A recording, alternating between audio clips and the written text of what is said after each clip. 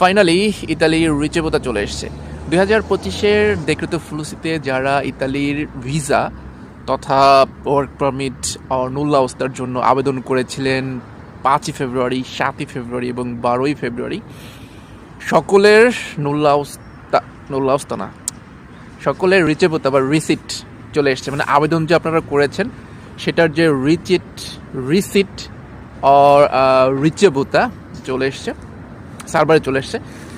এতদিন যেটা আসছিল না, 5ই ফেব্রুয়ারি গেছে স্পন্সরের আবেদন, 7ই ফেব্রুয়ারি গেছে ডোমেস্টিকের আবেদন এবং 12ই ফেব্রুয়ারি লাস্ট যেটা গেল সেটা ছিল সিজনাল বা কৃষির আবেদন। সো সব ভিসার আবেদনের